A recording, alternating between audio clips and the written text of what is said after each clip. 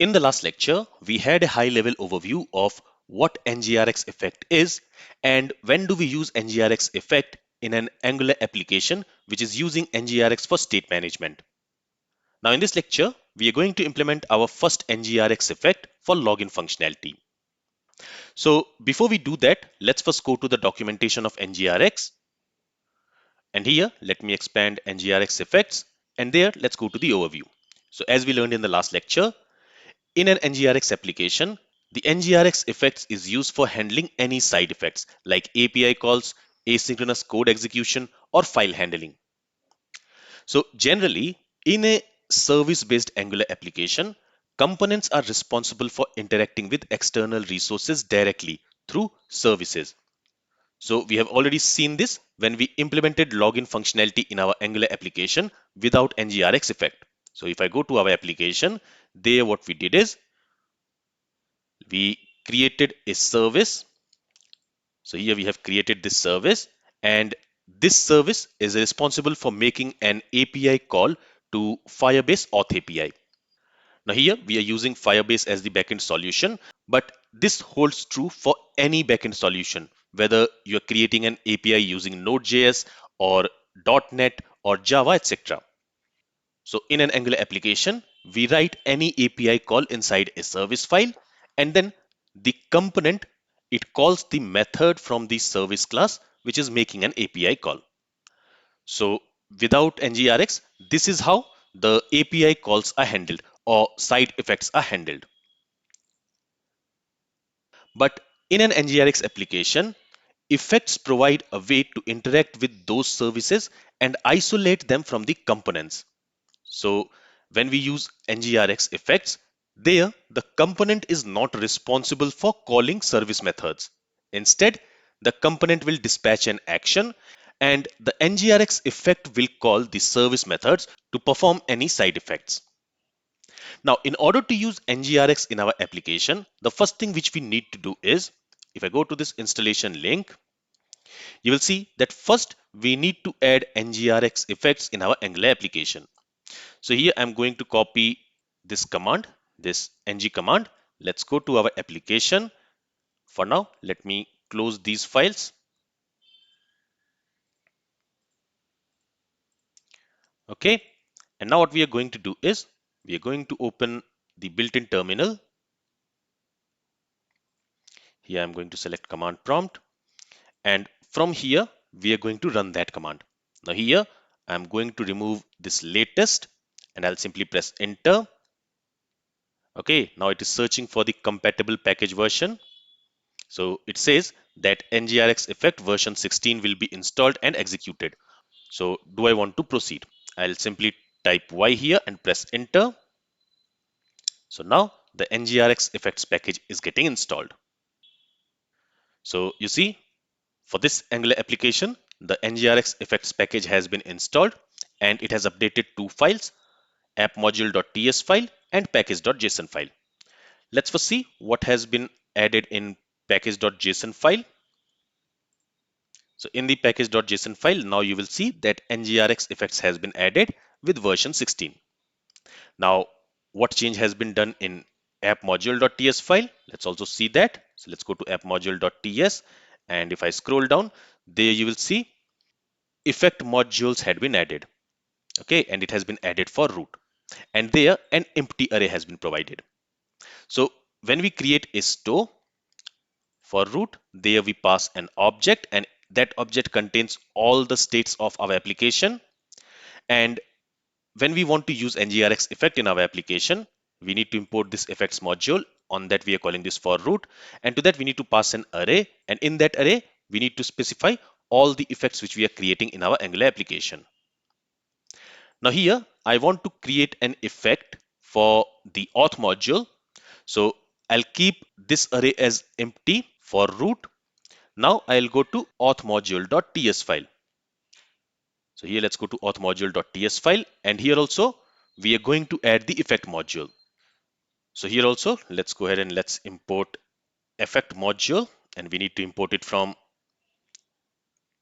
NgRx Effects, and on that here we are going to call forFeature, and to this we need to pass the effects which we are going to create for this auth feature, and that we will do in a bit, because for that first we need to create an effect. So let's save this auth.module.ts file for now. And now what we are going to do is, in the states folder, I'm going to create a new file and I'm going to call it as auth.effects.ts. Now, in the last lecture, we learned that an effect is nothing but a service class. So here, what we are going to do is, we are going to create and export a class. Let's call it as authEffect maybe. And since it is a service class, we need to decorate it with @injectable decorator. Okay, and to use this @injectable decorator, we also need to import it. And we need to import it from Angular/co. And here, instead of calling it as authEffect, let's auth it as authEffects. Now, the next thing which we need to do here is, we need to inject the actions in this authEffects class. So for that, let's go and let's create a constructor. And using this constructor, we want to inject all the actions which might get dispatched in this authEffects class.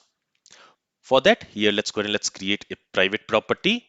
Let's call it as actions, and this actions is going to store an observable. So I'll call it as actions dollar, and this is going to be of type actions, and we need to import this actions from NgRx Effect.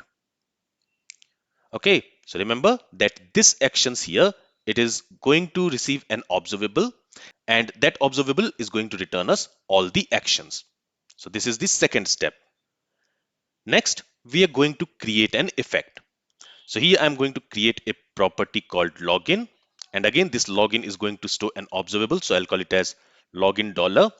And here we are going to create an effect, and to create an effect we use createEffect function.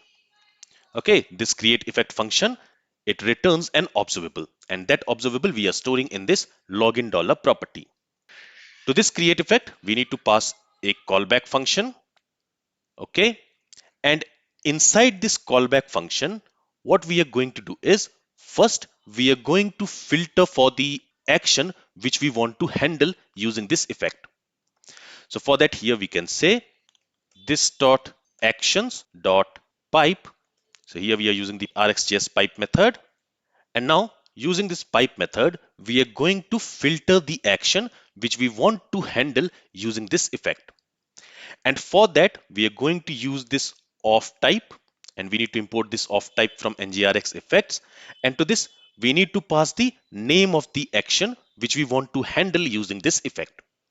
In this case, if I open auth.actions.ts, here we have two actions, login start and login success. Here we are going to handle this login start action. So here I'm going to pass login start, and to use this login start, again we need to import it. So here, first thing which we are doing is, we are filtering the action which we want to handle. So this actions observable, it is going to have all the actions. From that, we are filtering the login start action.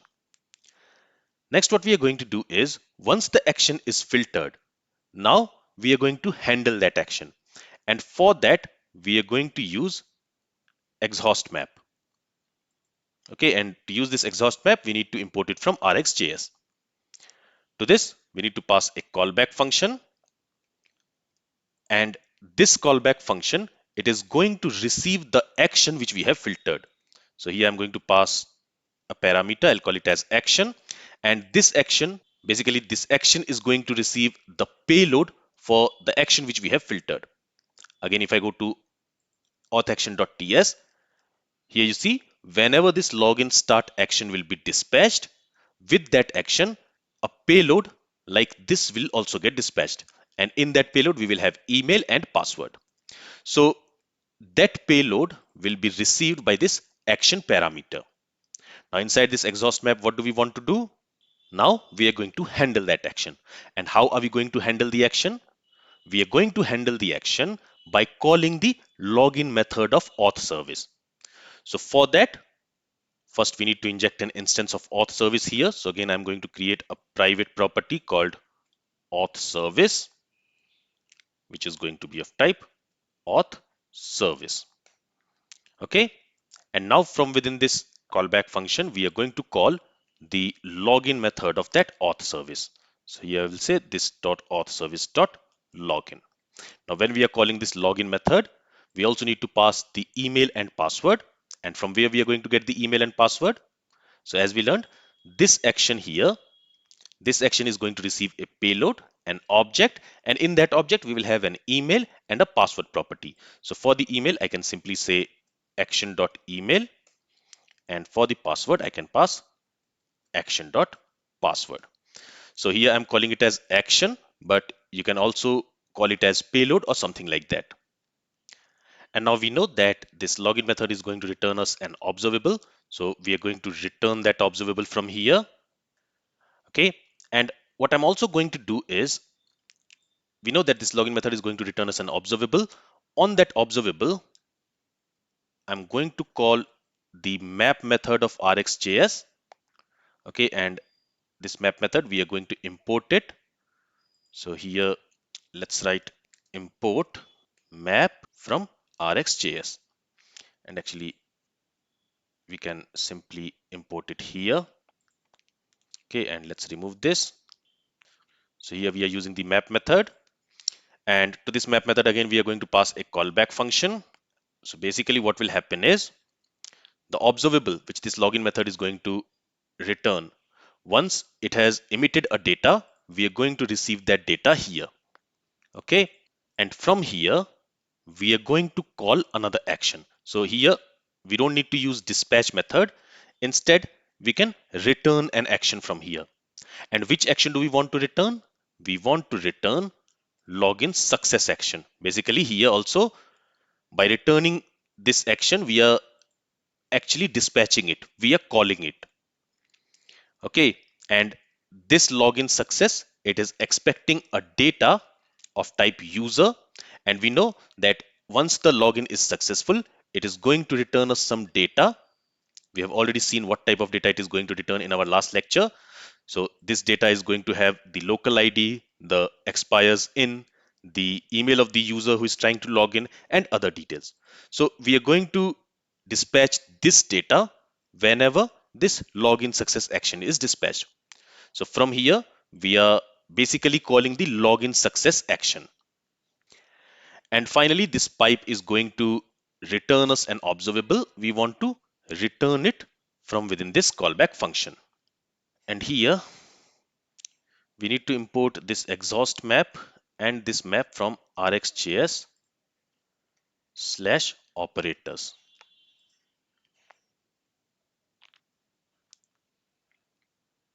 Okay, so it says property map does not exist on type observable user, and that's because we know that this here is going to return us an observable of type user.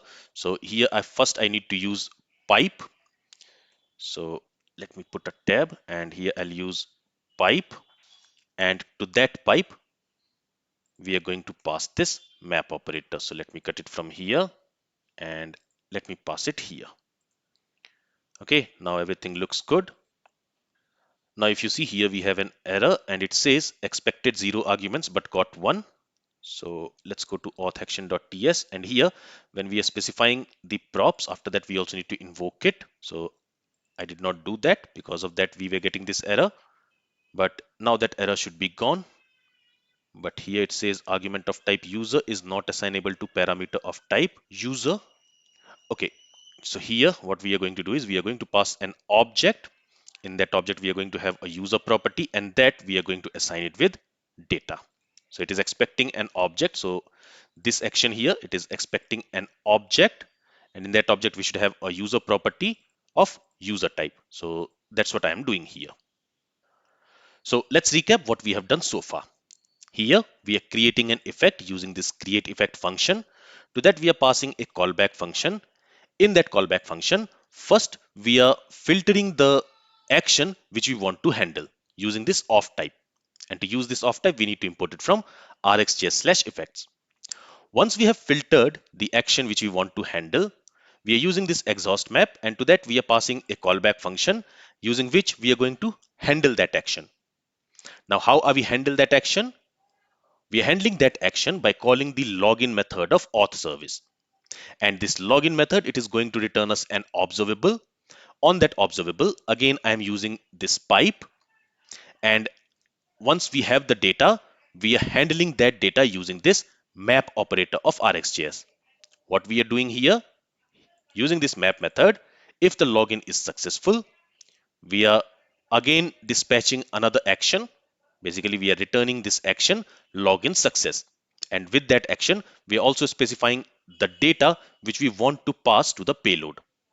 Now, this login success action, it does not involve any side effects. That means when this login success action will be dispatched, we are not going to make any API call or change any external variable. So this login success, we can handle it using the reducer since it does not involve any side effect. But for this login start, since it involves an API call, because in order to log in the user, we are going to make an API call, as you can see here. That's why we are handling this login start using NgRx Effects by creating an effect. Now here, the next step will be to also handle this login success action using the reducer. All right, so in this way, we have created an effect. Now we need to register this effect. So in the auth.module.ts, here we are using effect modules. We are importing effects module, and on that we are calling the forFeature. To that, again, we need to pass an array, and in that array, we are going to register our auth effect. So for that, here I'll say auth effects, and to use this auth effects, we also need to import it. And in this way, now our Angular application knows about this auth effects. And currently there we have one effect for login. All right. Now in the next lecture, we are going to see how to handle this login success action. So from here, we are dispatching the login success action. So we need to handle it using the reducer. So in the next lecture, we will see how we can handle this login success in the reducer and how to update the user state using that reducer. I don't want to make this lecture too lengthy. That's why I'm not doing it in this lecture. But I hope now you understand how we can create an effect and how we can register an effect. Now, if I go to login component, so here you will see from the onLogin method, we are dispatching this login start. So when this login start action is dispatched, it will be handled by this login effect. Okay. And just to show you that when we click on the login button, it is going to make an API call through this effect. Let's go to our application. And here, let me move this a little bit down and let's go to network tab. Let me clear everything there. Let's enter an email. So here I will enter test@gmail.com. Let's also enter password. So password is test1234. And when I click on this login button, it is going to dispatch login start action. And that login start action will be handled by the effect which we have created. And that effect is internally calling the login method of auth service. And from the login method of auth service, we are making an API call to Firebase sign in API. So when I click on this login button, you see a request has been sent. Okay, if I open this request, you see the request is of type post and we have received this 200 OK response.